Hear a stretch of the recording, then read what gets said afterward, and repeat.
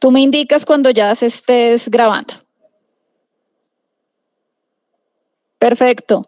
Bueno, pues buenas tardes. Es un gusto para nosotros dar inicio a la sesión del día de hoy. Un tema muy interesante, un tema que ha generado muchas discusiones, muchas dudas, muchas preguntas, que es todo lo relacionado con la realidad extendida y el metaverso.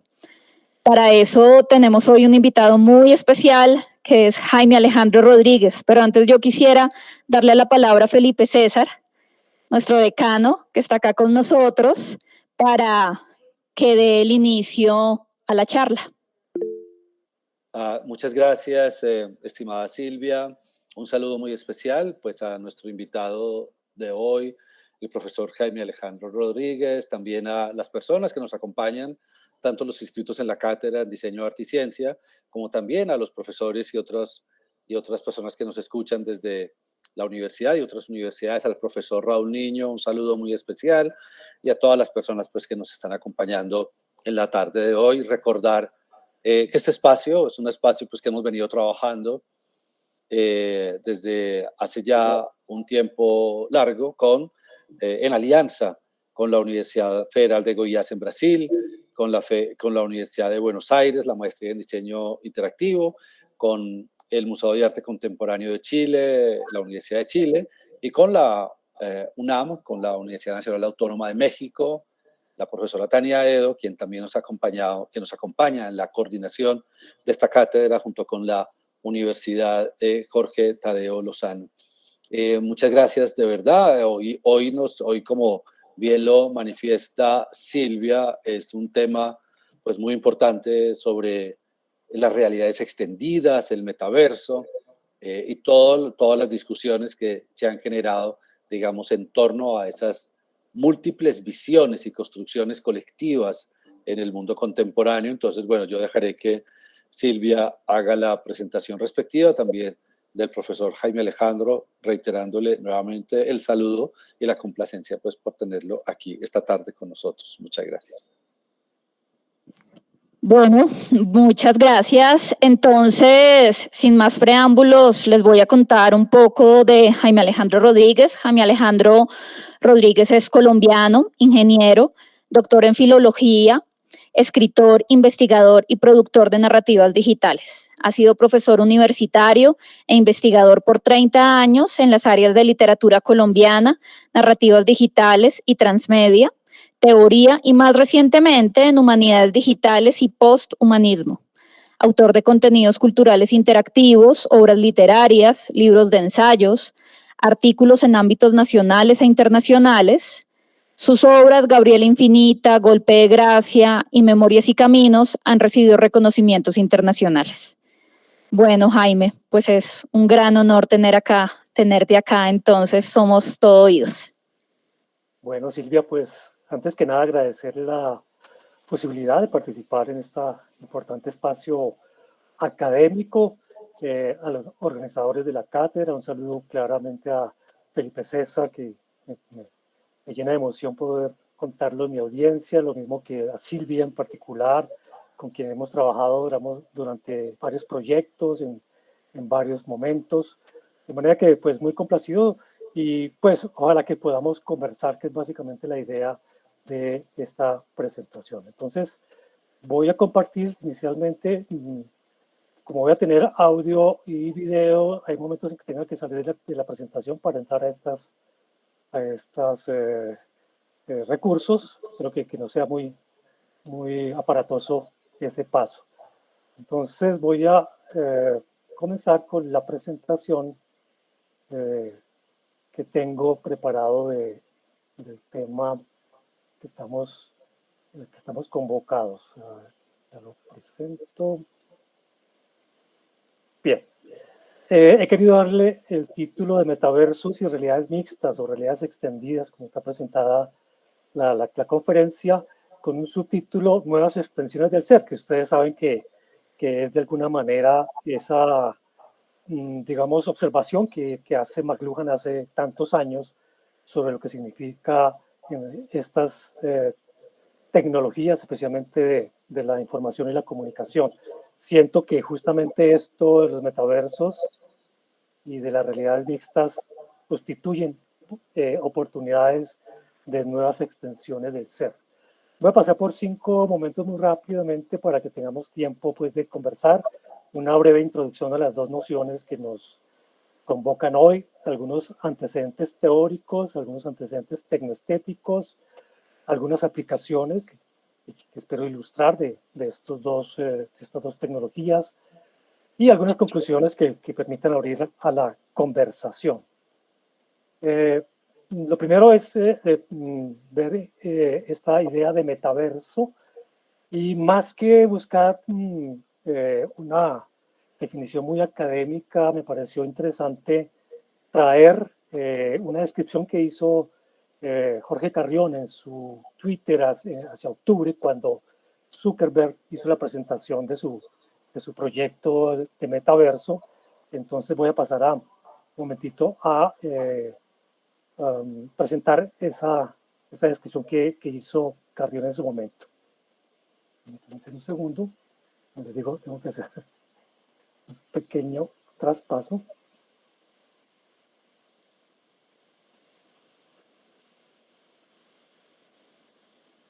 Bueno, voy a comenzar entonces aquí a que escuchemos en voz robótica esa descripción. Finales de octubre de 2021, Mark Zuckerberg explicó su proyecto de metaverso. Su punto de partida es una experiencia inmersiva y total, no a través de ventanas ni de pantallas. Lo ha hecho mientras paseaba por su gigantesca casa, llena de muebles de diseño y de objetos deportivos, una bicicleta, una tabla de surf que de pronto se ha convertido en una réplica 3D. Y él se ha convertido en un avatar animado que se ha reunido con otros de naturalezas más o menos miméticas. Y en ese entorno han reproducido vídeos y videollamadas porque el metaverso es un espacio donde se reproduce lo real. Y se incluye. Los avatares van a convertir nuestras fotos de perfil en personajes con volumen. Todo va a empezar con una versión digital de nuestras casas, es decir, con una arquitectura de nuestro propio perfil. Lo llaman spaces, espacios digitales. El menú de mensajes, vídeos o juegos se va a convertir en un entorno interactivo. La interacción ya no va a ser a través de la escritura y la publicación manual, sino de la mirada y los gestos. Parece ciencia ficción, ha dicho Zuckerberg, pero esa tecnología se va a ir naturalizando durante los próximos años. A través de Oculus o de la plataforma Horizon. Y su Horizon Home. Con su versión social. Para reunirnos con otras personas, es decir, sus avatares para ver películas, jugar a videojuegos o charlar, o incluso entrenar, trabajar, competir deportivamente o aprender, de modo virtual. Se podrá cambiar de un modo de comunicación a otro, de chatear o hablar a realidad virtual. La diferencia con Facebook, según su creador, es que la privacidad va a ser una prioridad desde el primer momento, el Big Bang de ese nuevo mundo. Metaverso es una palabra exacta. Porque va a integrar el universo de Facebook, el de Instagram, el de WhatsApp y el de todas las empresas de realidad virtual o animación o inteligencia artificial de la compañía. Y las gafas o el reloj, las interfaces de acceso ya no son aparatosas, sino tan amables como el ordenador o el teléfono móvil. Las herramientas de realidad aumentada no van a parar de crecer. Porque la idea es que los creadores y desarrolladores digitales sean quienes vayan creando este mundo alternativo. El modelo es el de los videojuegos y los mundos virtuales. Facebook reconoce la fuente y explica que va a convertir la realidad paralela en una suerte de videojuego que invadirá muchas de nuestras vidas. Ya veremos si se realiza completamente cuáles serán sus logros y sus sombras. Pero está claro que tienen el dinero y la experiencia para llevarla a cabo. Al parecer, todo empieza a finales del año 2022. Zuckerberg cree que será bueno para la política, la cultura, la sociedad y el planeta. Porque haciéndolo todo desde casa contaminaremos menos. A finales de octubre de 2021. Bien, entonces vamos a pasar de nuevo a la presentación. Perdóneme estos pasos así como tan forzosos, pero eso es lo que tiene Google Meet, un poquito de limitación. Bien, entonces esto que cuenta Twitter, en Twitter, Jorge Carrión, pues da la idea de lo que significa el metaverso, algo que más adelante tendremos la oportunidad de ver un poquito contrastado con lo que fue el creador de lo que podríamos llamar el primer metaverso, Second Life. Más adelante veremos un poquito esas ideas, especialmente lo último que que describe Carrión sobre si realmente va a haber privacidad o no en esta nueva plataforma que propone Zuckerberg. Bien, no sé si se está viendo ahí bien, muy pequeña la presentación. Se está viendo bien, no te preocupes. Bueno, con respecto a las realidades mixtas, pues un poco la idea es que, como se dice incluso ahí en lo que acabamos de escuchar, es una mezcla de universos físicos y digitales que permiten entonces esas interacciones en 3D cada vez más naturales e intuitivas, no solo entre personas, sino con equipos, plataformas, aplicaciones en general, ¿no? En particular, se ha trabajado más el tema de realidades mixtas como la convergencia de las tecnologías de realidad aumentada y realidad virtual, ¿no? Ustedes recuerdan que en la realidad aumentada se despliegan aplicaciones que ofrecen capas de datos, ¿no? Que se superponen a las imágenes del mundo real, mientras que la tecnología de realidad virtual es más la inmersión en un lugar que claramente es un lugar ficticio, un entorno artificial. Vemos que eso es lo que más se ha manejado como realidades mixtas, pero cuando juntamos metaversos y otras posibilidades, pues hablamos de estas realidades extendidas, ¿no? El paso que voy a hacer, como vieron en la agenda, es un primer momento de lo que yo considero importante para la discusión, que son algunos antecedentes teóricos. Digamos que hay un ambiente, como lo digo allí, conceptual, filosófico, teórico, que retomado un poco desde la perspectiva de lo que tenemos hoy, se puede conectar muy en términos epistemológicos y ontológicos con los alcances que estas nuevas tecnologías están produciendo en la transformación de nuestra percepción de la realidad. Digamos que estas advertencias o elaboraciones teóricas ya nos ponen desde hace bastantes años, por ejemplo, lo de Yancke, que es lo primero que voy a recordar, pues tiene más de 40 años, es un filósofo alemán que es el primero que habla de una post-ontología. Y esa idea de la post-ontología implica, recuerden que ontología es las categorías de las que nos armamos conceptualmente para poder comprender la realidad. Cuando él propone esta idea de la post-ontología, hace 40 años está proponiéndonos a la vez la necesidad de contar con unas categorías que estén más en función de algo que ya no es solamente lo puramente empírico o científico, sino que seguramente aspectos de la experiencia humana, como son los aspectos poéticos, literarios, artísticos, incluso religiosos, que toma allí Yancke en algún momento, cuando habla de las experiencias luminosas, pues requieren categorías nuevas. Y él propone entonces esa posontología en donde las categorías tradicionales como las de tiempo, espacio, estar en el mundo, son reconsideradas para poderle dar cabida a estas nuevas comprensiones. Hay un segundo autor que yo he trabajado desde hace muchos años, que es Pierre Levy, que en su libro ¿Qué es lo virtual? Nos propone algo también muy interesante, porque él lo que dice es que justamente no deberíamos hablar de una diferencia entre realidad y virtualidad, sino que más bien esas dos categorías hacen parte del ser, ¿no? Y diríamos que del ser humano. La realidad está más vinculada, digamos, a las, justamente en esa perspectiva, a las experiencias empíricas, y son dimensiones que se juntan con lo potencial, ¿no? Todo ser en la naturaleza ha sido potencialmente antes, un árbol ha sido una semilla antes, y lo que él va a proponer es que hay un paralelo en la vida cultural y tecnológica humana, y es que también los artefactos y las tecnologías han sido antes una semilla, en este caso una semilla creativa, una semilla experimental, que termina siendo actualizada, que termina adquiriendo una materialidad, y es la contraste que él hace entre lo virtual y lo actual. Nosotros hemos entendido lo virtual como las tecnologías digitales. En realidad lo virtual es toda una categoría de creación del ser humano que, frente a las necesidades que tiene, incluso las necesidades de interacción con la naturaleza, pues desarrolla una serie de dimensiones.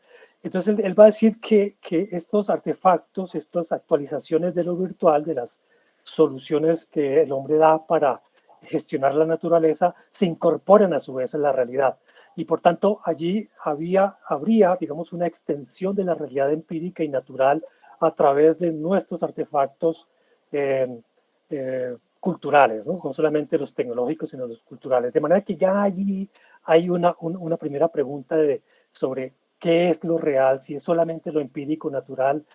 Yankee nos dice, no nos quedemos solo con lo empírico.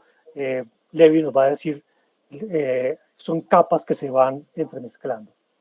Hay un término que me gusta mucho, tomado de Marilo Ryan, que trabaja todo el tema de las narraciones virtuales, que es el de pluriontología, que lo junto ahí mismo en esta diapositiva con la idea de mundos expandidos, que yo he trabajado, digamos, sobre todo en mis seminarios de narrativa transmedia. Ryan va a decir que nuestra experiencia con el mundo empírico, que ella lo va a llamar mundos actuales, pues tiende a ser compartida en algo que a veces no es difícil de aceptar, pero que hay una realidad objetiva, digamos, que es la suma de las experiencias de mundos actuales, tal como lo llama ella, que es la experiencia que cada uno tiene de su entorno empírico, pero que siempre hacemos un ejercicio que ella llama de mundos posibles. Hay una capa siempre acompañando la experiencia empírica, que es la de los mundos posibles. Siempre estamos pensando posibilidades, siempre estamos creando posibilidades, solo que se quedan básicamente en la experiencia personal, a veces totalmente subjetiva, a veces totalmente solipsista, y que a veces adquiere una materialidad, una forma de compartir, que son lo que ella llama los mundos de ficción. Los mundos de ficción, que son los de la literatura, del cine, de los videojuegos, demás, son una forma de acceder a la realidad que nos permite compartir mundos posibles. Entonces ella habla por lo menos de tres formas de acceder a la realidad empírica, la realidad de los mundos posibles a través de nuestra imaginación y la realidad de los mundos ficticios que compartimos entre todos. Cuando llega lo que algunos autores en comunicación llaman la eclosión mediática, es decir, las posibilidades que hay de reproducir multisensorialmente la realidad, la posibilidad de contar con mundos posibles y con mundos de ficción se amplía a su vez, ¿no? Y esa extensión, digamos, de los mundos posibles hacia los mundos expandidos crea otra capa pluriontológica, es decir, cada vez estamos más en contacto de muchas posibilidades y muchas capas de la ontología, o sea, es decir, de la comprensión de la realidad. Eso me parece muy interesante. Hace unos años, cuando hice la tesis doctoral, me encontré con este texto de la primera Turkle, de la primera Cherry Turkle, que se llama La vida en la pantalla, y ella pues hace un trabajo en ese momento, hace ya 30 años, que consistía en observar especialmente la actividad en lo que eran los mundos digitales del momento, especialmente los jugadores multiusuario y otras experiencias, y ella hace una especie de reivindicación justamente de las posibilidades de relaciones que los seres humanos habíamos extendido a través de estos mundos digitales, y lo hace de una manera muy, muy entusiasta, ¿no? Ella va a decir que definitivamente las posibilidades que abre la interacción digital en ese momento a través solamente de computadores, pues habría un escenario, digamos, de la realidad que era mucho más potente, de la realidad se hacía mucho más potente a través de esas interacciones. Digo que es la primera Turkle y que es muy entusiasta porque ustedes conocen la Turkle de hace 10 años para acá, que ella hace una crítica muy fuerte, digamos, a lo que llama la hiperconexión, pero en ese momento ella mostraba, digamos, cómo estas nuevas tecnologías extendían justamente la experiencia de estar en el mundo. Y un caso particular que ella estudia, que también lo trae escolar y cuando habla de los metaversos, es los juegos de rol. Son los primeros metaversos, en un sentido a veces muy rústico todavía en esos años que ella trabajó en su etnografía. Pero lo que ella dice es que sobre todo esa interacción social anónima de los juegos de rol puede interpretar o puede generar, digamos, una posibilidad de un yo real abierto, algo que hoy trabajan varios autores con la categoría de la post-identidad. Aquí traigo la compilación que hizo hace 3 años Heidi Figueroa sobre lo que ella llama el estudio de las subjetividades en la era digital, y básicamente el término que hace que entendamos un poco cómo se ha abierto la subjetividad, algo a lo que yo voy a volver al final, es entenderlo como una era de la posidentidad.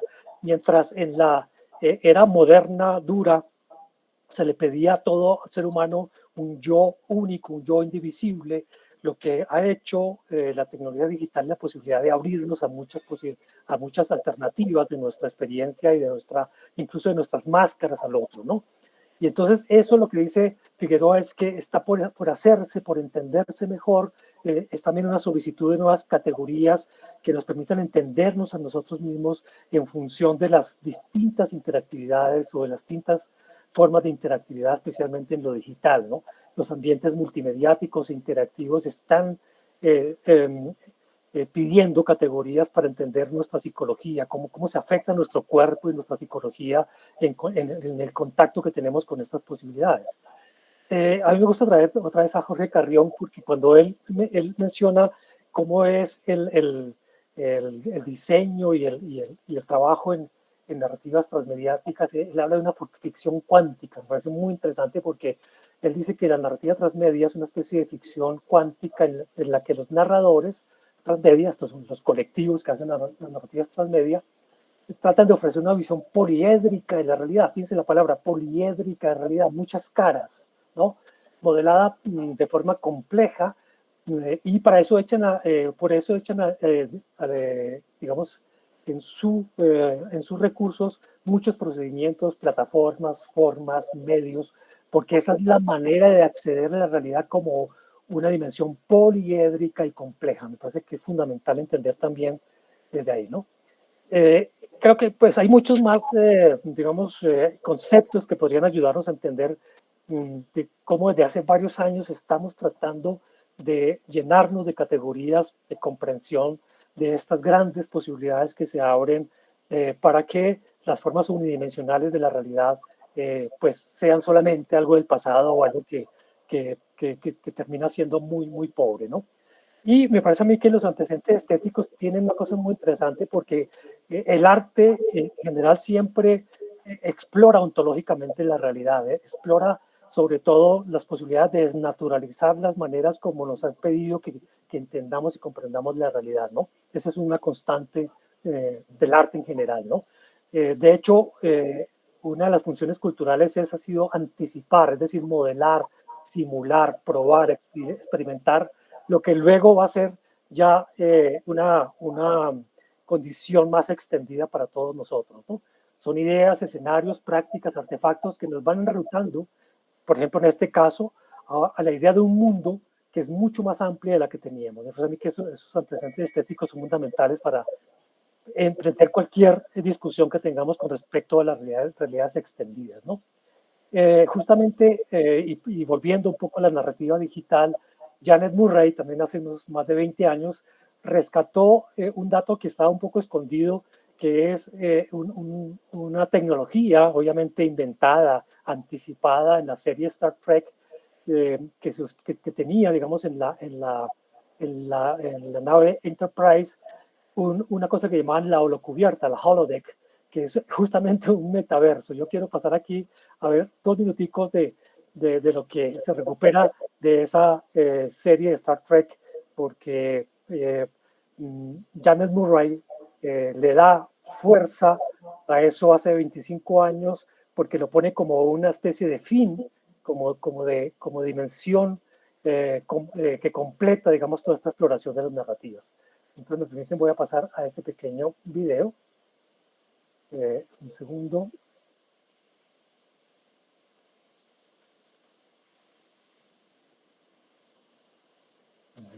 Aquí está.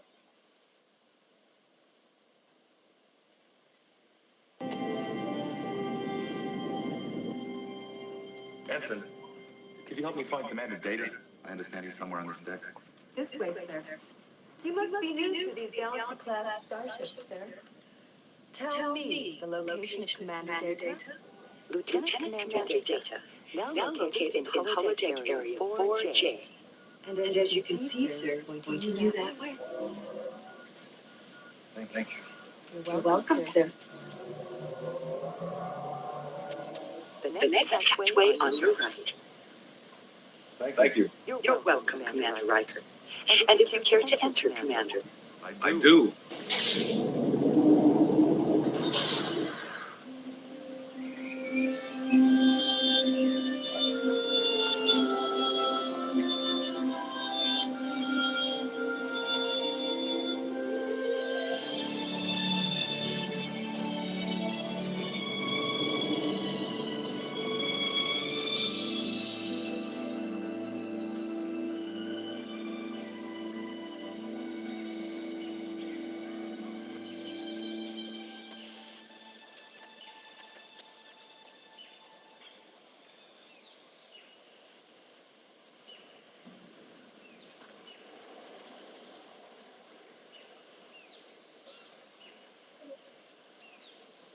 Hello?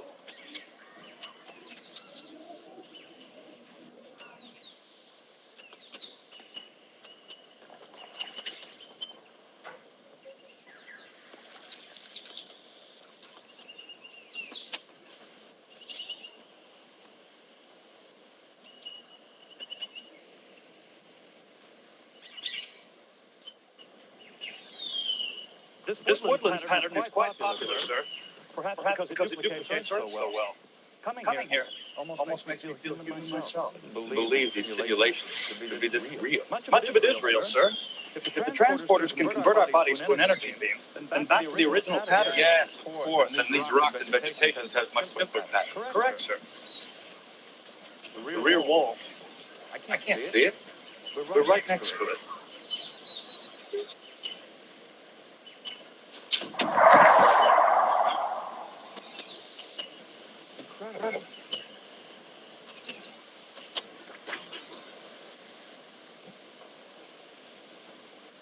Bien, hasta ahí un tema de la holodeck. Vuelvo a la presentación. Bien, como ven ahí, pues es una anticipación dentro de lo que podríamos llamar una ficción, cultura popular hace muchos años en las que ya teníamos claro que necesitábamos estas posibilidades de extensión de la realidad, ¿no? Claramente hay un antecedente muy importante de los metaversos que es Second Life, es el primer metaverso, digamos, de uso extendido, aunque todavía ligado al uso de la pantalla, ¿no? Que es un poco lo que diferencia una cosa de otra. Simplemente para recordar lo que es el Second Life, voy a pasar entonces el siguiente video, permítanme un segundo.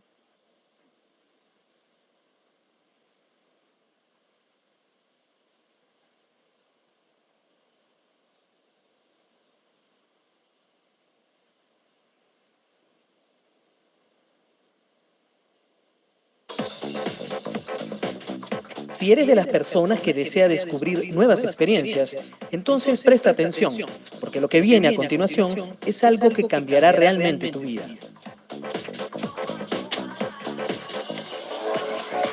Second Life es un entorno virtual tridimensional que te da la oportunidad de crear una vida digital e interactuar con millones de usuarios de todo el mundo.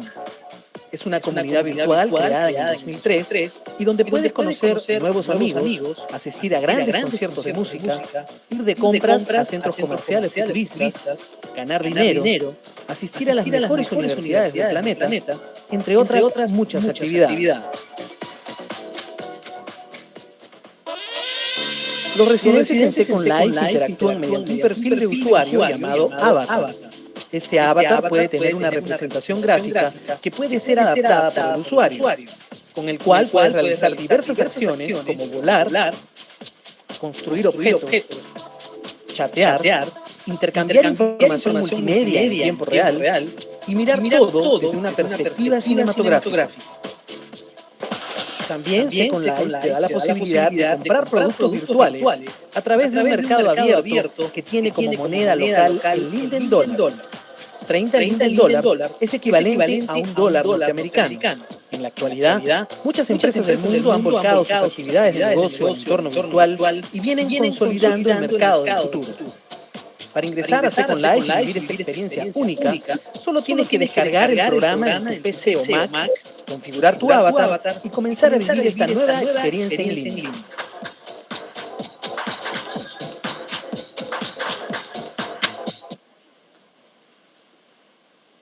Bien, vuelvo a la presentación.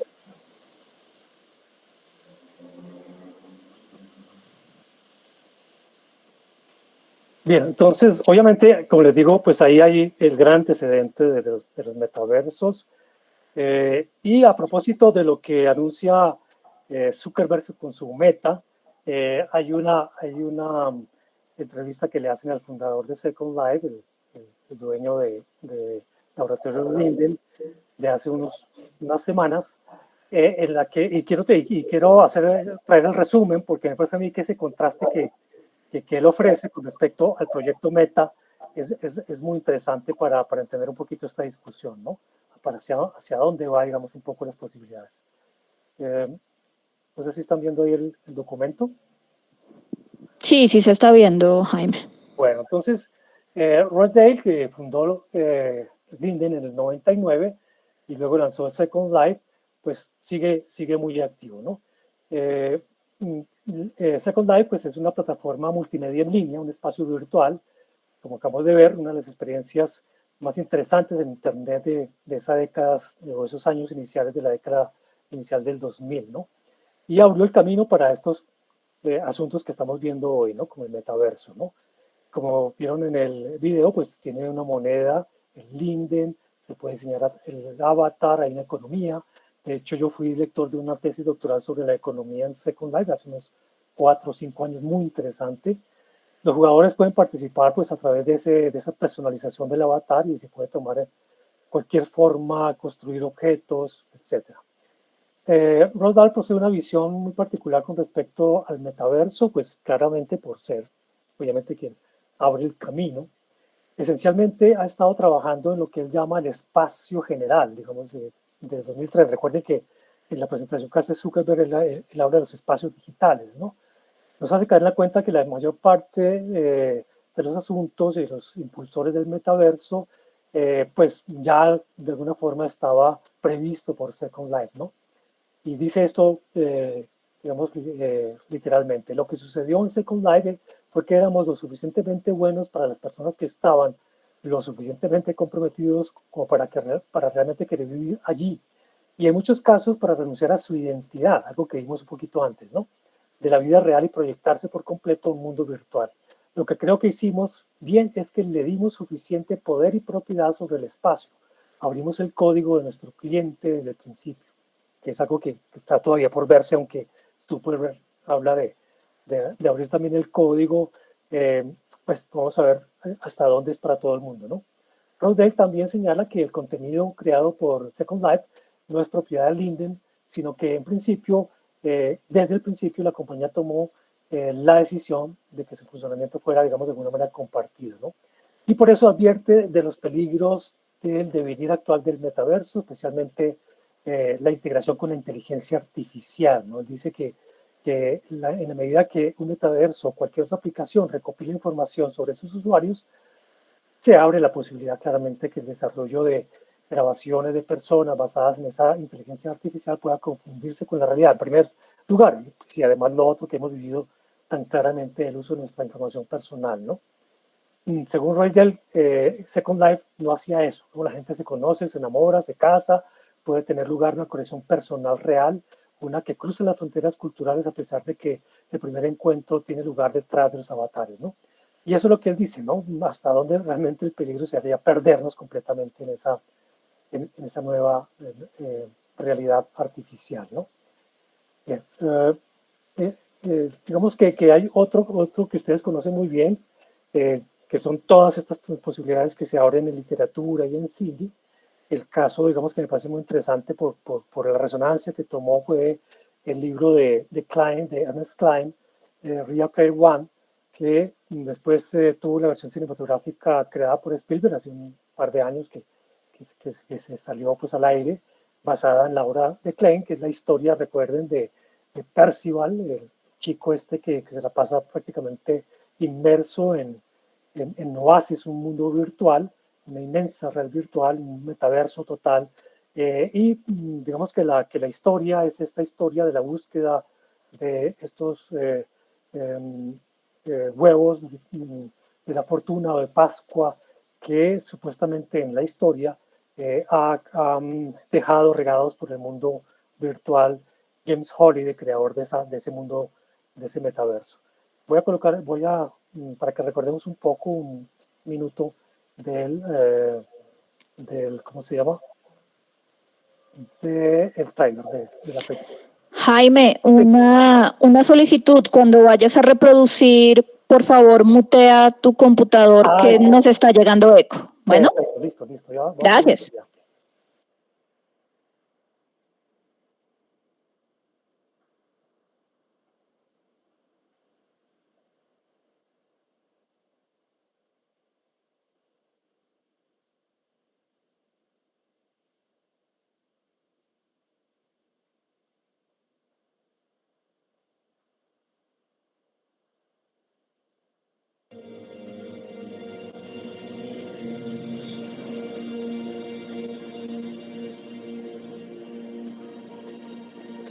Nací en 2025.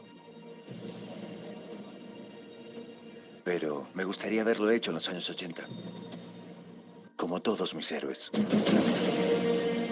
Vivo aquí en Columbus, Ohio. En 2045 sigue siendo la ciudad de mayor crecimiento en la Tierra. Pero seguramente no se siente así cuando vives en las pilas. Nuestra generación es llamada los millones perdidos. Perdidos, no porque nos hayamos ido a alguna parte. Ya no hay a dónde ir.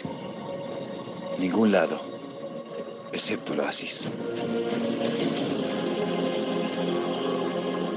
El único lugar donde se siente que importa algo. Un mundo donde los límites de la realidad son los de tu propia imaginación. De Warner Brothers Pictures. Y el cineasta revolucionario Steven Spielberg. Llega el santo grial de la cultura pop de Ernest Cline.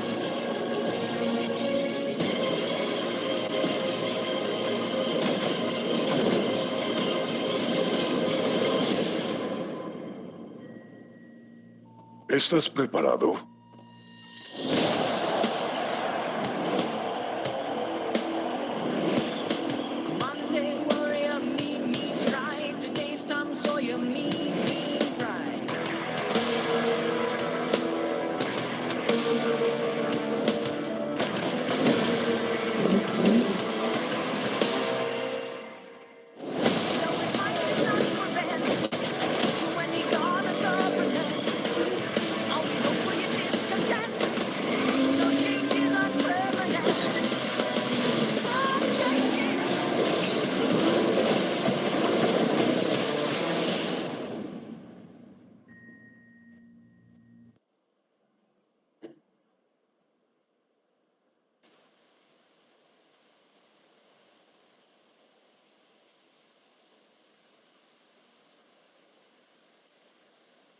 Bien, vuelvo otra vez a la presentación. Yo sé que ya me queda poquito tiempo, entonces voy a correr un poquito y más bien sobre el final de las preguntas.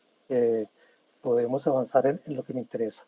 Lo siguiente, pues bueno, aquí hay una cosa que me parece muy interesante y yo no voy a pasar el video porque nos quedamos cortos de tiempo, pero es esto, mire, en los antecedentes estéticos me parece muy interesante el caso del poeta chileno Luis Correa Díaz porque es una especie como de explorar, o digamos, otra función del arte que sería recuperar la experiencia más actual de estar en el mundo, de la experiencia de la realidad, y volverlo a traer, digamos, a lo que sería un lenguaje más tradicional. Lo que hace Luis Correa Díaz no es ninguna experimentación estética, no es ninguna uso de la tecnología, sino que más bien las experiencias tecnológicas las vuelve poesía. Es decir, hace que estas, sobre todo estas experiencias con lo digital, que van desde las relaciones virtuales, la inteligencia artificial, incluso el metaverso mismo, los vuelve poema, ¿no?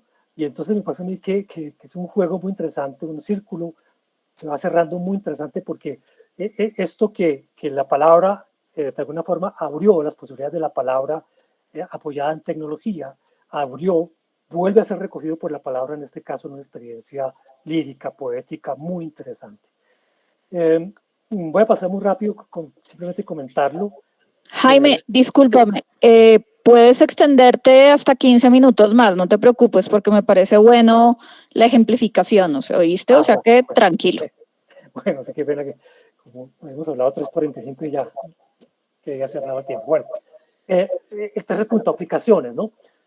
Siguiendo la línea, fíjense lo que hemos visto hasta ahora, un subsuelo conceptual, filosófico, estético, una tarea del arte y la ficción para anticipar lo que ahora sí ya son aplicaciones, ¿no?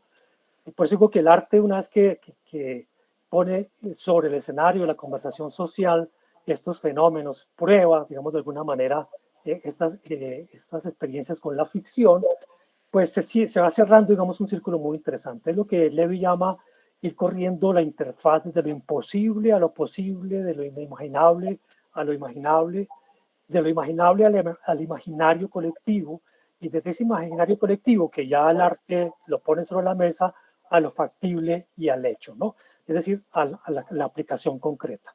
Voy a pasar por esta primera aplicación que es Atrapados. Atrapados es una pieza literaria mía que ha tenido muchas metamorfosis, ¿no? Ha tenido muchos cambios. Voy a abrir aquí el texto que publiqué hace poco sobre esta recopilación que hago de Atrapados. Exploraciones digitales a propósito de una pieza literaria. Como les digo, es una pieza literaria que desde el año 94 está rodando por ahí, primero en forma de libro, luego en forma de hipertexto, ¿no?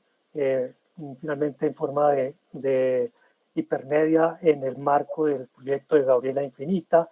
Luego hicimos un ejercicio muy bonito de un transmedia de Atrapados. Atrapados es una pieza básicamente de lo que se llama literatura de catástrofes. Son personas que están atrapadas en un edificio que a punto de caer en medio de la guerra y tienen que obligatoriamente colaborar. Hicimos a propósito de esa idea de la colaboración, un ejercicio de inteligencia colectiva, un estudio de inteligencia colectiva a partir de la transmediación de la pieza literaria. En ese momento, ya va a ser 10 años que hicimos una versión en videojuego, una versión en cómic interactivo y una versión en juego de rol, y la juntamos con la pieza literaria para hacer un experimento sobre lo que implicaba estos artefactos para sensibilizar en problemas de inteligencia colectiva. Fue muy interesante el trabajo, pero rápidamente quedó desactualizado, especialmente el videojuego que lo hicimos en motor Unity, una versión pues, pública, gratis,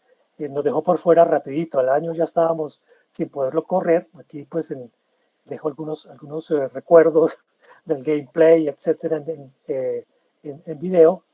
Y hicimos entonces un proyecto que terminamos llamando en la Tadeo, justamente con el grupo de semillero de diseño interactivo, con los profesores Daniel Salamanca y Diego Sosa y sus estudiantes, una cosa que llamamos el atrapado renacido. ¿Qué hicimos ahí? Hicimos entonces una respuesta a la pregunta cómo remediar el videojuego en el doble sentido, cómo darle solución a lo que en ese momento era la imposibilidad de acceder al videojuego, pero aprovechar para pasarlo a otro medio. Y ahí resulta la aplicación más interesante personal que conocí y que pude acompañar todo el tiempo, que fue justamente la de trabajar con realidad aumentada y realidad virtual y volver de esa forma una experiencia compartida a algo que inicialmente se diseñó para un videojuego monojugador. Logramos hacer algo que para mí era un sueño cuando hicimos desde el comienzo el videojuego hace 10 años, que fue volverlo multijugador. ¿Y cómo lo hicimos multijugador? Lo hicimos multijugador a través de una experiencia que ya en la partida del videojuego, pues nosotros tenemos un tutorial que permite hacer, digamos, una visión de lo que sería el juego ya más abierto, y es que hay 3 jugadores que tienen que conectarse, que tienen que desarrollar inteligencia colectiva, que era otro juego, otro sueño que que se hizo aquí realidad, y es que tienen que coordinarse de tal manera que lo que ocurre en el juego se pueda llevar a cabo, ¿no? Y nos imaginamos un escenario catastrófico, un hospital que está asediado también militarmente, y los jugadores saben que tienen que llegar a un sitio especial de ese hospital que está lleno de obstáculos, de trampas, de policías, porque allá hay un gran secreto. No les voy a decir cuál es el secreto y el terrible secreto que guarda ese hospital.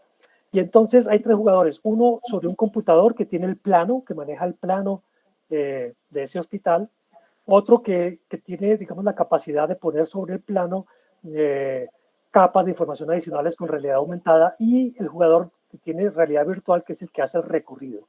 Tiene que acudir a los otros 2 jugadores para poder anticipar los obstáculos y sobre todo hacer los recorridos más eficientes para llegar a la sala final que hay, digamos, en el hospital.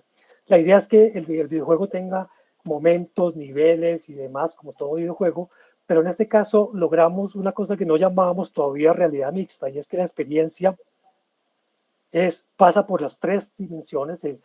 Cuando uno ve el videojuego, aquí no lo voy a poder pasar, pero cuando uno ve el videojuego en acción, ve cómo cada experiencia va conjugándose para un mismo fin, que es lograr ese acceso a este espacio. Es una experiencia compartida, articulada, con 3 formas distintas de entender la realidad a través del computador, a través de las capas de información de la que da la realidad aumentada, y obviamente la experiencia inmersiva de la realidad virtual. Entonces yo creo que hay una aplicación muy potente. Ustedes se han dado cuenta que siempre se ha hablado de videojuegos, desde la descripción que hizo Carrión del metaverso de Zuckerberg hasta esto que estamos viendo en Real Player One, y otras aplicaciones también muy importantes que pasan por ahí, por la idea de volver un poco la vida un videojuego, ¿no? De hecho, las aplicaciones de realidad virtual, de videojuegos, de realidades aumentadas y realidades mixtas pasan por una cosa muy interesante, que es el tratamiento de enfermedades mentales, ¿no? Digamos, en las últimas décadas se ha estudiado muchísimo el tema y ya hay muchos casos. Ahí está un enlace, un artículo que hace una recopilación de lo que más se ha trabajado en distintos ámbitos, digamos, de la psicología y la psiquiatría, y hay algo así como una serie de hitos sobre estas dimensiones. La película, por ejemplo, Ben X, que es una película del año 2007, en la que se hace la ficción de un chico que sufre Asperger, que está sufriendo bullying en el colegio, pero que es el rey del juego, de un videojuego muy especial, y a través de esa capacidad que él tiene, no de vivir la realidad dura del bullying, de la dureza de la realidad que vive en el colegio, sino de esta otra, es que logra de alguna manera superar su enfermedad. Hay una aplicación que conocimos hace poco, el proyecto Goliath, que es sobre esquizofrenia. Y ahí dejo también el video de lo que es un poco la experiencia específica de un esquizofrénico que entra a una realidad virtual, que reconoce un poco en qué consiste esa idea. Ya la esquizofrenia es una realidad expandida, entendida patológicamente. Digamos que el esquizofrénico vive siempre varios mundos a la vez, los incorpora mentalmente, y a esa vivencia tan dura se le pone esta capa de realidad virtual. Y el proyecto Goliath lo que hace es traer esa experiencia con un esquizofrénico que hace el recorrido por esta realidad virtual, y un poco poner sobre la escena también estas potencias muy interesantes, ¿no? Digamos que el trabajo del futuro me parece muy interesante, porque es una de las aplicaciones que se está dando más, digamos, donde siempre hay escenarios compartidos a distancia o en tiempos y espacios diferentes a los que compartimos todos. Por ejemplo, en una realidad, en una aula física, aparecen estas posibilidades. Voy a pasar este último videito del profesor Holograma, porque me parece a mí que allí hay una cantidad de posibilidades para educación muy importantes. Permiten entonces, si hago esta última presentación de video, que son 2 minuticos, voy a poner mi audio.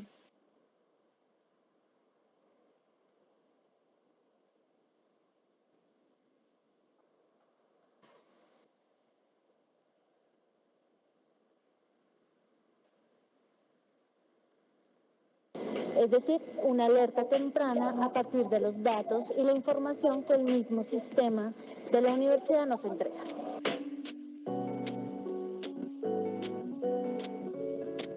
La innovación de profesores holograma responde a los desafíos educativos del siglo XXI, como brindar educación de calidad en diferentes lugares, a un costo accesible, al mismo tiempo que humaniza la experiencia de estar a distancia.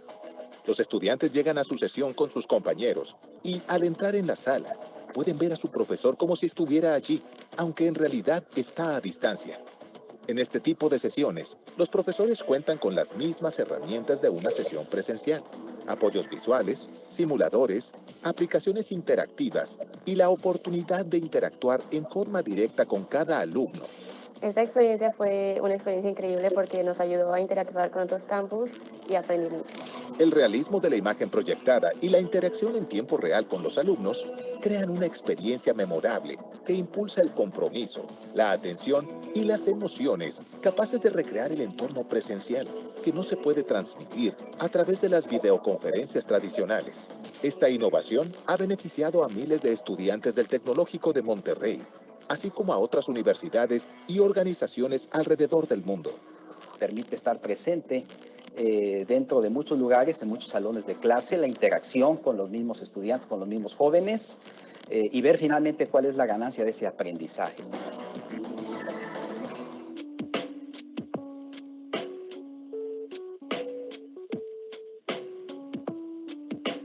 Hola, mi nombre es Ana Gaby Rodríguez, líder de innovación educativa en el Tecnológico de Monterrey, con la práctica Experiencias de aprendizaje inmersivo con uso de realidad virtual, realidad aumentada y video 360, para potenciar y reducir las brechas en el proceso de enseñanza-aprendizaje. La práctica consiste en el desarrollo de experiencias educativas apoyadas de tecnologías emergentes, implementadas estratégicamente para la transformación de enseñanza-aprendizaje. La práctica muestra una tipificación de las experiencias de aprendizaje inmersivo que se pueden lograr a través del uso de las tecnologías emergentes de acuerdo con la intención educativa de lo que se quiere desarrollar en los estudiantes. Así como también se presenta el proceso de conceptualización, diseño, producción e implementación de las mismas. La innovación educativa se trabaja de forma multidisciplinaria con profesores, desarrolladores, modeladores, diseñadores gráficos, productores y diseñadores instruccionales de forma sincrónica y asincrónica, dependiendo de la fase de construcción que se encuentre el proyecto. Se presentan resultados cuantitativos y cualitativos, principalmente de motivación. Bien, voy a culminar con una idea que quiero dejar para la conversación y tiene que ver con la forma de recoger, digamos, todo esto en una forma también mía de entender desde el punto de vista estético y filosófico lo que implican todas estas tecnologías emergentes, ¿no? La idea de que en realidad estamos siguiendo un camino que desde cuando hablábamos de posmodernidad hace 30 años o más, hasta ahora que estamos hablando incluso de poshumanismo, lo que hemos finalmente es trabajado, digamos, una forma de entender también una dimensión digital que se incorpora a nuestra experiencia humana. De hecho, el mapa de subjetividades que abre todo esto, pues ya realmente nos pone en contacto con experiencias muy diversas. Ya no es la pretensión de ser únicos, indivisibles en nuestra subjetividad o nuestra identidad, sino que tenemos sobre la mesa muchas posibilidades de esa post-identidad de la que hablan algunos autores, y también entrar en la construcción de muchas nuevas ecologías, entre esas las del universo de las sociedades artificiales, como podría ser perfectamente estas, ilustrada con las aplicaciones y demás. Entonces, ahí hay una cosa que me parece muy interesante y por eso hablaba de la nueva, de nuevas extensiones del ser, de nuevas formas de ser, ¿no? Y dejo también, si le van a compartir, un anexo técnico, básicamente para entender cómo es que se hace el diseño, cómo se espera que haya un diseño, pasos para el diseño de la construcción de estas realidades, dispositivos y demás, y pues también un poco la respuesta a una pregunta que siempre me hacen, y es cómo un literato se mete, cuál es la función de un literato en estos proyectos tecnológicos, ¿no? Y tengo ahí, pues simplemente dejo abierto esto para nuestra discusión. Entonces, hasta ahí llega la presentación un poco apresurada al final, pero bueno, tenemos tal vez algunos minutos para conversar. Muchas gracias, Silvia, a todos por la escucha.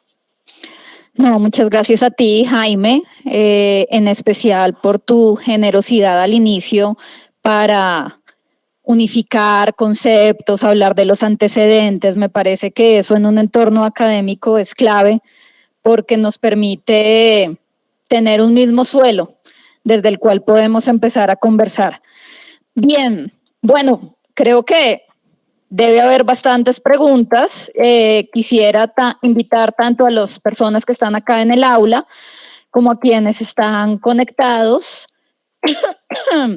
perdón, si lo desean, activar su micrófono para hacer preguntas o escribirlas a través del chat o pues acá en el salón levantar la mano.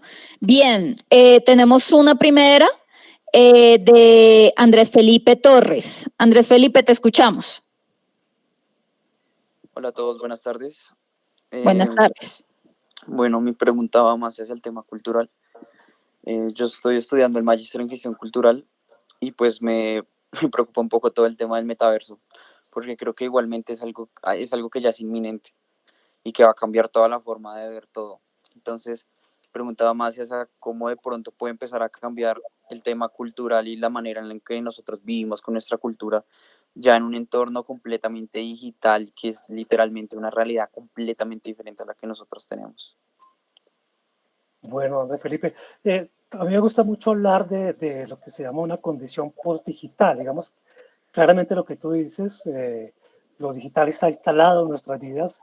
La pandemia aceleró muchísimo esa cotidianidad de lo digital y también abrió, digamos, como fue todo en la pandemia, ¿no? Una especie de laboratorio global de las posibilidades que de alguna forma están ya, pues obviamente, probadas de cierta manera, como dices tú, culturalmente, socialmente, digamos, hay un subsuelo que favorece un poco todas estas posibilidades. Y la preocupación yo creo que es importante, Felipe. Yo creo que nosotros justamente lo que debemos hacer, los que estamos en estas dimensiones de la cultura, no tanto los técnicos, aunque también los técnicos deberían hacerse la pregunta, es una pregunta que a mí me gusta formular desde la advertencia que otro autor muy interesante, Juan Luis Suárez, hace en un texto que se llama La condición digital, y es hasta dónde vamos a dejar que lo digital colonice nuestras vidas, ¿no? De hecho, como te digo, lo digital es una forma de admitir que lo digital está en nuestros espacios, en nuestras relaciones, en las cosas con las que interactuamos, pero él dice, lo digital debería también colonizar lo personal, la persona, y entonces él lanza una respuesta que me parece también muy interesante, y es, esa decisión no la tomo yo solo. Digamos que, por ejemplo, para poner un caso concreto, hasta dónde lo digital debe yuxtaponerse o incluso sustituir las relaciones en el medio educativo, las relaciones de enseñanza y aprendizaje. Pues, primero, hasta el punto en que yo lo quiera como estudiante o como profesor, pero también hasta el punto en que la institución donde estoy yo lo quiera hacer, a pesar de que estamos todos impulsados hacia la transformación digital, sigue habiendo preguntas de hasta dónde esa transformación debe colonizar los espacios. Y también a un nivel de política, ¿no? Yo creo que esto no es una respuesta fácil, la preocupación está ahí. Claramente, digamos que la fuerza que hay, sobre todo económica, para imponer todas estas posibilidades, le da, digamos, mucha fuerza a esa dimensión. Pero también es cierto que desde esa misma dimensión económica va a haber nuevas brechas, ¿no? Que eso también es muy importante. Alguien decía por ahí en estas reflexiones sobre el metaverso es ¿quién puede pagar el metaverso? Porque no va a ser para todos. Es decir, eso no va a ser una cosa que mañana nos llega en el recibo de los servicios públicos. Es una cosa que seguramente en el comienzo va a ser una forma de exclusión, que es otra preocupación muy importante. De manera que sí hay preocupaciones, y creo que estas charlas, estas conversaciones y estas dimensiones que alertan sobre las posibilidades tecnológicas y van hacia lo cultural son fundamentales. Gracias por la pregunta, Felipe. Gracias. Muchas gracias tanto a Andrés por la pregunta como a Jaime por la respuesta. Voy a ir leyendo. ¿Nos pueden dejar ver la diapositiva sobre la construcción de subjetividad? Una de las últimas, por favor. Jaime, ¿nos puedes hacer ese favor? Sí, voy a abrirla mientras. Perfecto. Y mientras tanto, vamos. Camilo, bienvenido. Adelante. Hola, ¿cómo están? Muy buenas tardes. Hola, Jaime, ¿cómo estás? Bien, Camilo, muchas gracias. Qué chévere que estés por acá. Sí, chévere, muy chévere. Estoy escuchando la exposición. Me encantó porque además tuve el honor de hacer parte de algunos de los proyectos contigo y entonces me gusta mucho también saber cómo el desarrollo de esos proyectos y todo el potencial enorme de todas esas cosas que hay para trabajar. Jaime, quería preguntarte, pues ya como tú has tenido la oportunidad de experimentar el metaverso en sus diferentes fases, tanto conceptuales como técnicas, ¿cuál sería el mejor metaverso posible para nosotros como humanidad? Porque hay como diferentes visiones, ¿no? O diferentes rutas del metaverso. ¿Cuál es ese que tú dices, este es el metaverso que tenemos que construir todos juntos? Sí, Camilo, muchísimas gracias. Pues mira, yo creo que esa discusión que presenté ahí rápidamente entre Rosedale, el creador de Second Life, y la crítica o la tensión que él ve con respecto a la propuesta de Zuckerberg, que pues, es la que parece que está ganando más fuerza, pues da ideas de por dónde están, digamos, estas posibilidades y estas tensiones. A mí me parece que algo que comentábamos al final también para la pregunta que hizo Andrés, digamos que un metaverso, como toda aplicación, en la medida en que abra su código, en que permita que no solamente sean los desarrolladores, que no sean solamente los productores, los dueños, digamos, del negocio, los que puedan imponer sus formas de instalar un metaverso, creando más bien comunidades digamos, virtuales que realmente le den participación.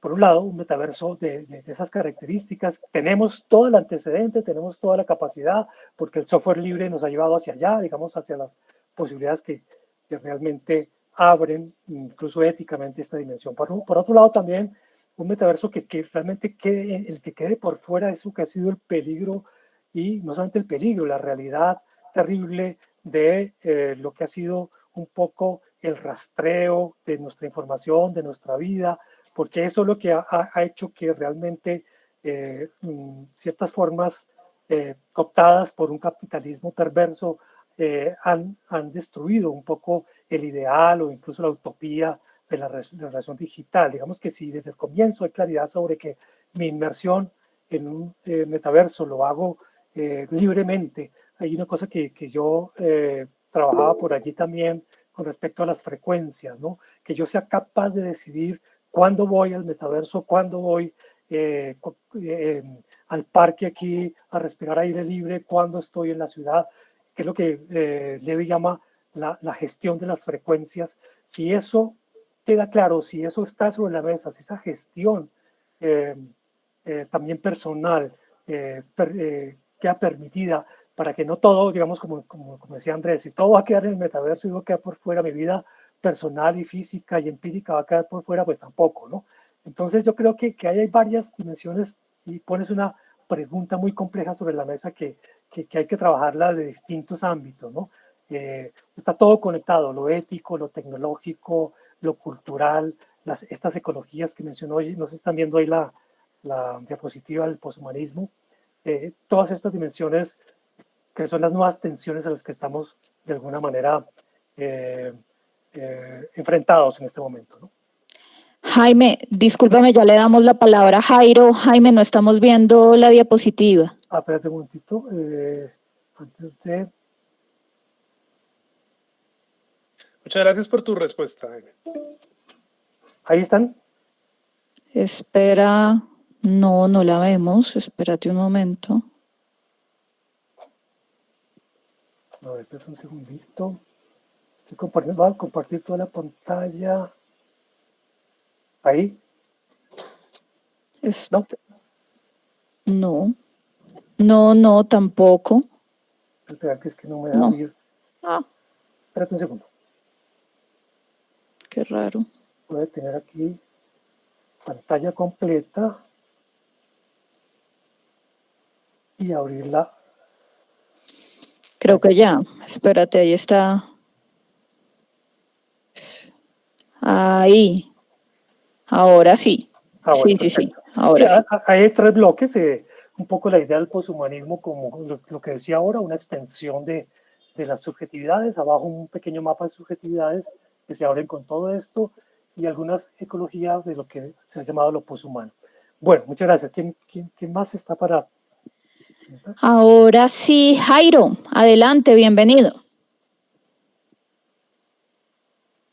Gracias. Hola, Jaime Alejandro, ¿cómo estás? Hola, Jairo, ¿qué tal? ¿Cómo estás? Qué delicia haberte escuchado. Me parece que planteas unos temas muy, muy interesantes, pero quiero concentrarme en algo muy, muy particular que mencionaste, sobre todo al final. Y es que ya estamos viviendo nuestras vidas en mundos personalizados, ¿no? Estamos viviendo nuestras vidas a través de varias realidades simultáneas. Que lo mencionaste, las realidades aumentadas, las realidades virtuales, las realidades paralelas, o podríamos decirle también como, eso me hizo acordar de lo que es las historias paralelas complementarias en un mundo transmediático, ¿no? Esto del metaverso para mí se expande ya a muchos formatos, medios, plataformas, y eso lo estamos viviendo en el aquí y en la ahora. Lo tomaba como que estaba pensando que nosotros inconscientemente ya tomamos fotos, mandamos videos, comentamos textos, distribuimos, comentamos. Bueno, somos prosumidores ya natos, ¿no? Esto no, la pandemia nos volvió como estos personajes que ya estamos viviendo todas esas vidas a la vez. Pero me parece, ahí llegamos, ¿no? Esto ya se está naturalizando en nuestros comportamientos. La vida a través de la pantalla, cuando Charles Tucker le hablaba de ello, ¿no? Estamos viviendo nuestras vidas a través de unas pantallas, pero estoy muy preocupado con el tema de, lo mencionaste, el capitalismo de la vigilancia. El hecho de que me hizo acordar el documental El dilema de las redes sociales, que se vuelven adictivos, ¿no? Ahí el tema de la adicción a vivir nuestras vidas paralelas en múltiples pantallas se vuelve como algo que perdemos nuestra autonomía como seres, ¿no? Entonces, si a uno le gusta el fútbol, le mandan videos de fútbol, si a uno le gusta... Pero esto entonces, ¿a qué va a llevar? ¿Cómo nos podemos deconstruir, si se quiere, de esta situación y seguir viviendo metaversos interesantes y nutritivos para todos nosotros? Sí, Jairo, pues claramente son las preocupaciones que tenemos en este momento. Tú mencionas algo al comienzo muy, muy interesante. Hemos naturalizado, ¿no? Esta dimensión poliédrica de la realidad.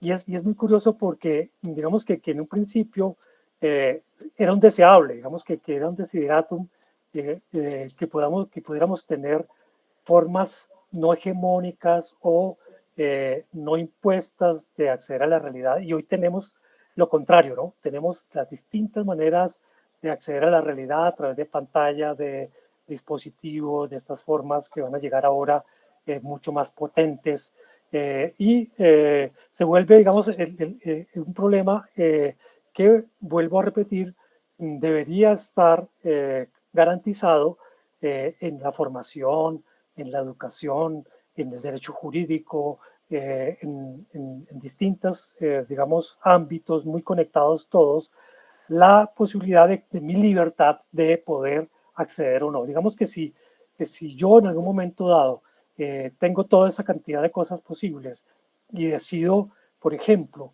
acceder a una forma específica de contacto con la realidad. Volvamos al asunto educativo, que lo digo porque en este momento estamos todos pensando en las universidades qué hacer, cómo enfrentar la transformación digital.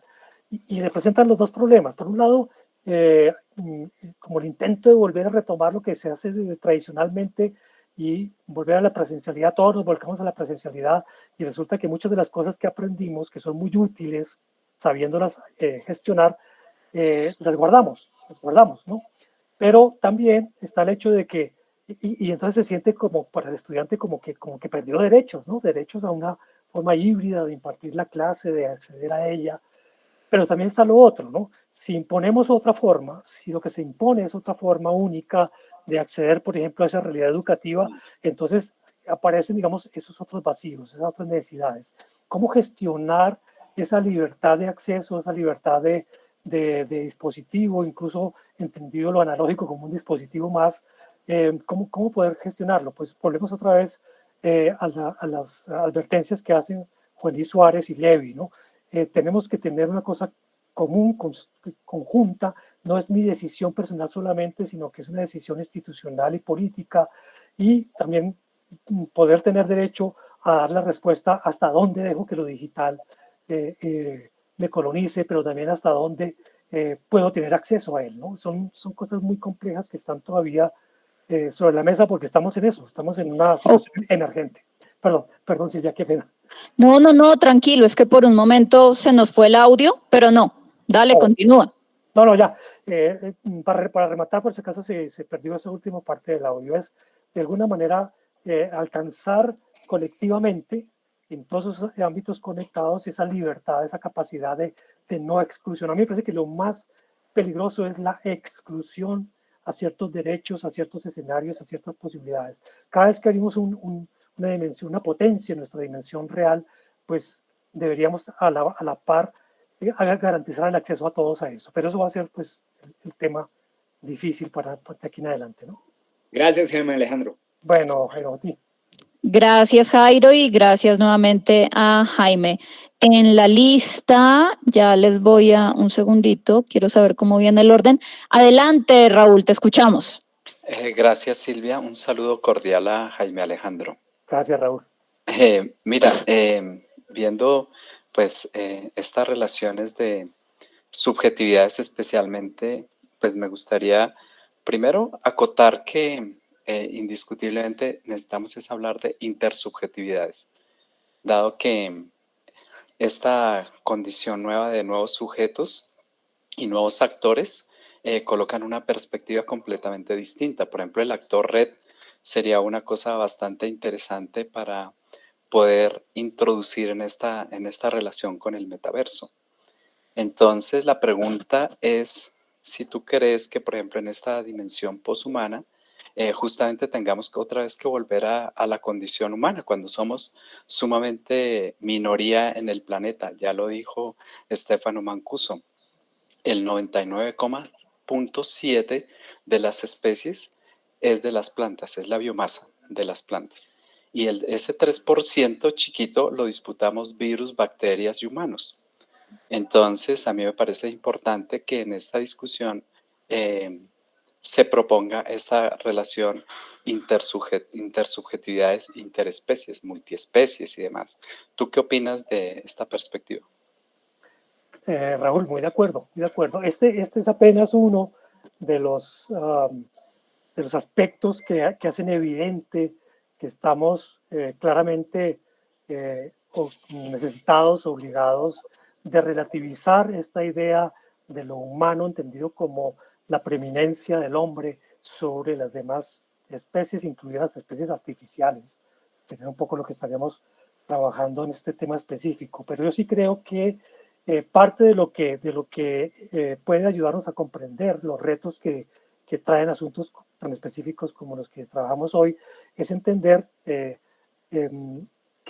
necesariamente la visión tiene que ampliarse en estas ideas del sujeto, intersujeto, interespecie, porque reconocer que hay subjetividades que no son solamente las humanas, que están en esas subjetividades artificiales, que están en las subjetividades vegetales, animales, cósmicas, etcétera, como aparece en el cuadro que mostré ahora sobre las ecologías, que recoge un poco todas esas dimensiones, es fundamental. Sin esa comprensión, que me parece a mí, creo que apropiadísimo el tema, intersubjetiva, pues perdemos nos podemos quedar solamente concentrados en el reto tecnológico, ¿no? No, es un reto mucho más holístico en ese sentido que tú mencionas de entendernos más bien como minoría y no como mayoría en el hábitat universal, ¿no? en el hábitat de lo universal. Gracias, Raúl. Gracias Jaime y gracias a Raúl por tu intervención. Bien, creo que continuaba. Adelante, John Alejandro Peña. Hola a todos, ¿me escuchan bien?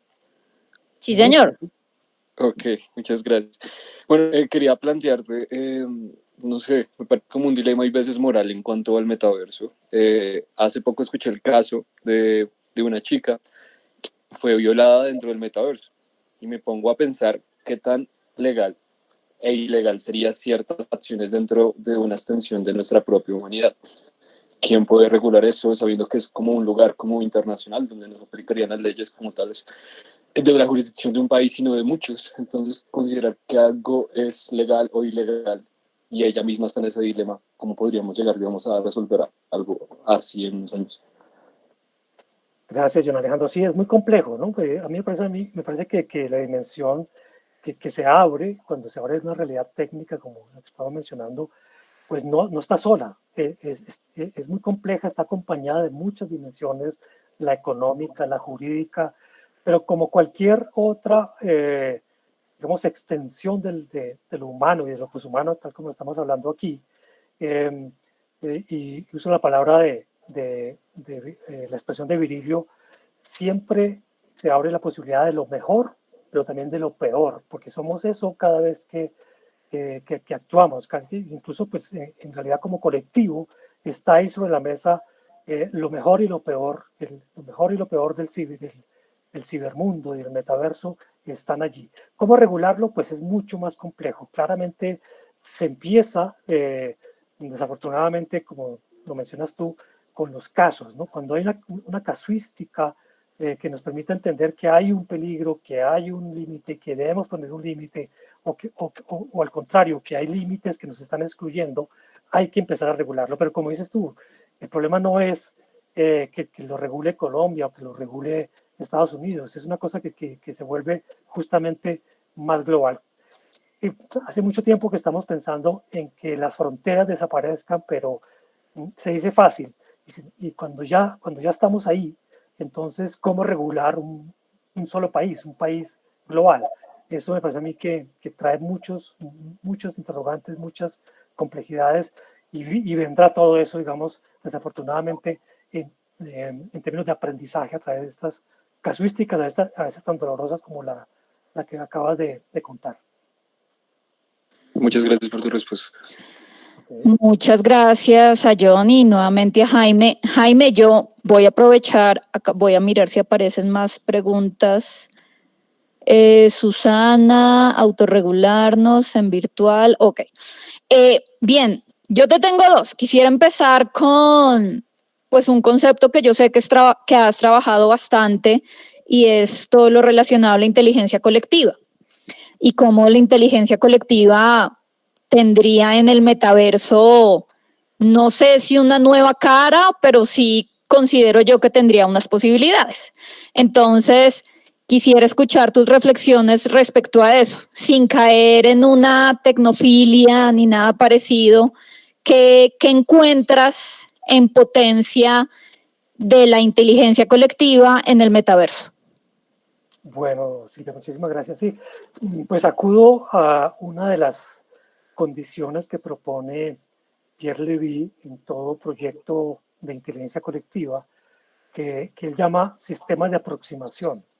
Entonces, lo que yo veo que trae el metaverso y estas nuevas extensiones tecnológicas, especialmente en lo que es la aplicación de los espacios compartidos y los tiempos compartidos, de las nuevas categorías de experimentación de espacio y tiempo a través de hologramas, de metaversos, etcétera, es, digamos, una forma muy potente de aproximación humana. Digamos, no hay inteligencia colectiva, no puede haber inteligencia colectiva si la aproximación humana no está garantizada. Esa aproximación humana puede ser la mesa física de una sala con muebles y con aparatos en la que todos nos reunimos físicamente. Eso puede ser, como cuando nos reunimos los profesores en un proyecto de investigación y nos citamos en un salón. Esa es una forma de aproximar, y pues hay que gestionar esa forma de aproximarnos para poder de en adelante conversar, entrar en acuerdos, discutir, generar productos, todo lo que viene después en los proyectos de inteligencia colectiva. Esa puede ser justamente, digamos, esa forma de aproximarnos no se queda y la forma física empírica no es la única. Cuando tenemos dificultades de conectarnos o de reunirnos con personas que no están en la misma ciudad o en el mismo sitio donde trabajamos, pues acudimos a las conexiones virtuales, pues lo hemos hecho en la pandemia. ¿Qué hace estas nuevas realidades o estas nuevas posibilidades de realidad, o sea, de tiempo y espacio? Pues potenciar los sistemas de aproximación. Entonces, en ese sentido, en principio se debería, la inteligencia colectiva se debería ver beneficiada por estas posibilidades potentes de aproximación. Y creo que por ahí, pues, de en adelante, pues obviamente los otros características de la inteligencia colectiva empiezan a beneficiarse también. Bien, Jaime, muchas gracias. Y lo otro es, desde tu experiencia, yo seguí de cerca lo que sucedió en Atrapados y todo lo que luego hiciste acá con el semillero. ¿Se te ocurre desde lo creativo, que claramente va a atravesar la infraestructura tecnológica, cómo responder de una manera más flexible a esa amenaza de la obsolescencia? Eso también a nosotros nos sucede mucho cuando queremos rastrear proyectos que ya no existen, ya se perdieron, ya estarán en el disco duro de alguien, pero no están al acceso. Entonces, ¿qué se te ocurre? Yo siento que de pronto no estamos viendo una de las facetas que nos permita abordar eso de una manera más creativa. Sí. No, pues mira que de todas formas el riesgo de la obsolescencia pues está ahí presente, incluso con estas nuevas tecnologías, porque seguramente los dispositivos que tenemos hoy, por decirte algo, para realidades aumentadas o realidades virtuales, pues van a poco a poco, en la medida en que la industria empiece a cualificar, por ejemplo, los accesos, pues va a implicar que algunos dispositivos pasen, digamos, a ser obsoletos y aparezcan unos nuevos, y esos van a implicar también que ciertos productos a los que se accedía con esos dispositivos queden por fuera, como tú dices.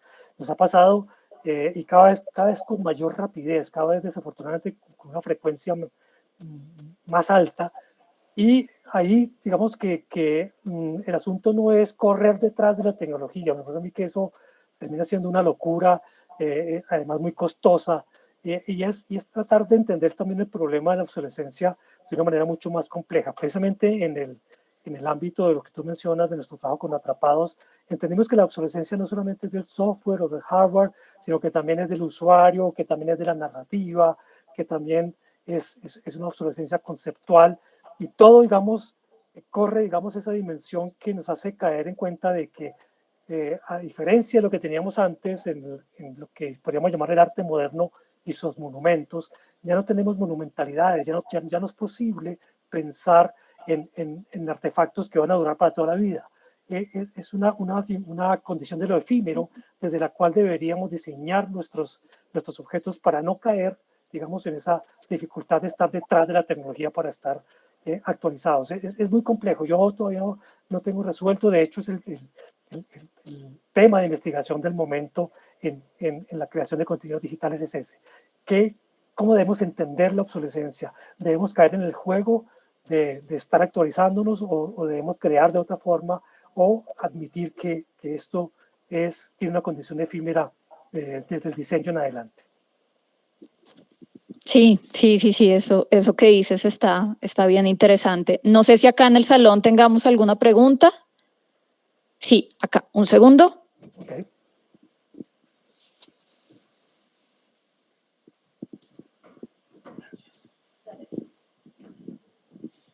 A propósito de lo legal en asuntos como criminológicos, apelando un poco a esa película de Minority Report, que se podía anticipar al delito y se sabía que había una propensión del individuo a la comisión de cierta clase de vejámenes y delitos.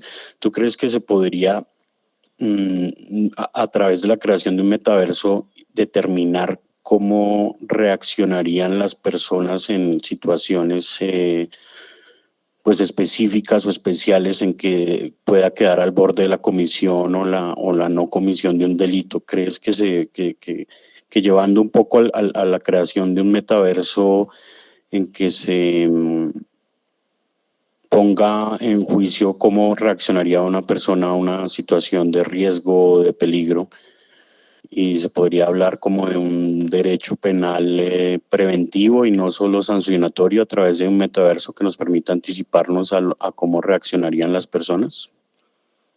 Muy interesante. Yo creo que veo como dos aristas ahí en tu inquietud.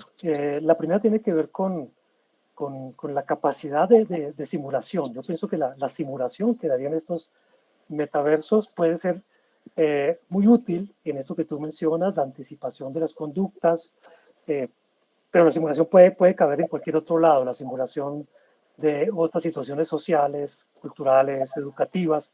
Pienso que hay una potencia muy grande en el tema del metaverso como simulación, digamos, como anticipación, de manera que pudiera uno, que la casuística no sea la casuística dolorosa, como la que nos comentó John Alejandro hace un momento, sino que sean casuísticas que se puedan simular, digamos, adecuadamente, y en eso hay ya mucho trabajo del tema de las simulaciones de escenarios socioculturales. Ya el tema jurídico como tal, digamos, se podría ser, digamos, recoger esos insumos que la simulación podría dar, pero habría que ver también un poco, porque es que lo delictivo es un tema de larga duración en el sentido que acompaña al ser humano desde siempre, desde que hace sus contratos sociales, aparece obviamente la violación del contrato social, pero también es un tema de corta duración. ¿En qué sentido lo digo? Uno puede decir, bueno, ¿qué tanto de los delitos que conocemos se van a prolongar, se van a extender también en esa realidad extendida que sería el metaverso, pero también qué nuevos delitos aparecerían, qué nuevos delitos habría que configurar que serían emergentes? Entonces, uno podría simular, como lo que tú propones, ¿no? Simular situaciones límite que podrían servir de insumo para preparar una jurisdicción adecuada, pero también estar atento a lo emergente para estructurarlo también jurídicamente. De manera que eso está por hacerse, tanto una cosa como otra, pero sí muy interesante tu perspectiva. Bien, bueno, creo que ya con la pregunta de Diego hemos terminado. Jaime, no sé si quieras agregar algo más. No, pues agradecer muchísimo, una conversación realmente deliciosa. Ojalá me pasen la grabación, porque esto último me parece a mí que es ahí donde se abren las cosas para seguir estudiando y trabajando. De manera que de nuevo agradecerles a todos, a ti en particular y en general a los asistentes y a los miembros de la cátedra por esta conversación tan deliciosa que tuvimos. Muchas gracias. Gracias a ti, sí, creo que es uno de los temas que pues es que es imposible abarcarlo en su totalidad, ¿no? O sea, uno piensa en cada uno de los aspectos, se podría pensar desde la sexualidad, se podría pensar, o sea, tiene tantas caras como la vida misma. Entonces, pues bueno, hicimos un intento de abordar algunos. Nuevamente, muchísimas gracias. Para los asistentes, la grabación de la sesión quedará dispuesta en la lista de reproducción de la cátedra desde el jueves. Nosotros editamos, pues lo exportamos y demás, entonces quedaría desde el jueves. Bueno, mi querida Cindy, puedes... Bueno, ahí te están agradeciendo. Muchas gracias, Jaime Alejandro, por parte de Camilo. Mi querida Cindy, ¿podrías parar la grabación, por favor?